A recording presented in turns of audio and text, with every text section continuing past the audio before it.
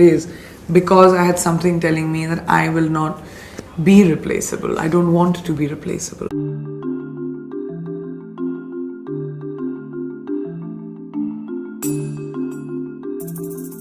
I don't want to have a label.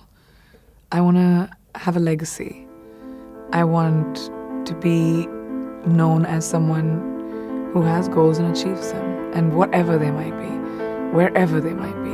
I want to be limitless. I want to break stereotypes. I want to go where no man or woman has gone before. And it might be a scary path, and it might be a path that no one's taken, but at least it'll be just mine.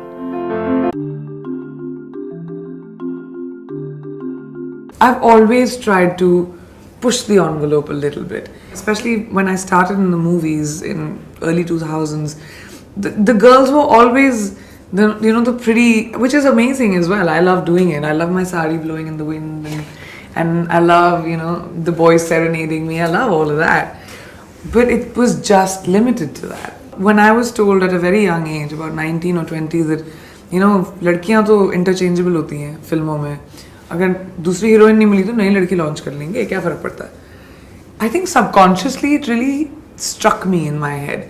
And looking back retrospectively, I made my career what it is because I had something telling me that I will not be replaceable. I don't want to be replaceable. So I was 18 and I started doing movies. I gave myself a year and a half. And I said, if I sense that I'm not good at what I'm doing and I don't see something opening up for me, I'm going to go back to college. I always had a plan B. I still always have a plan B. And that's what I always tell young people, that, life doesn't end. It just keeps moving. You have to put your blinkers on and find what you do best and just keep moving.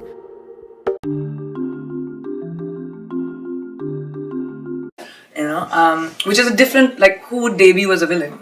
It's my first debut will be a villain, an antagonist. But to me, that strikes me as exciting. I don't like being conventional. How do you become other people? See, my process is very different. It's not at all about me, like Priyanka. It's completely about the character that I will create. I have to know her like my best friend. I do so much prep work in terms of who she is that whenever I have to do a scene, I know exactly how that person would react. It doesn't have to be me at all. Quantico was my first audition. I knew I had to go into this room and read these lines in front of all these people, but I was so nervous before I went in. So I went to the bathroom, I remember, before I went in, and I looked in the mirror, and it's so stupid and cliche. But I talked to myself and I said, what's wrong with you? You've played the most difficult characters in the most complicated movies. I tossed my hair a little bit, felt great, and walked out. Did my bit and got the job.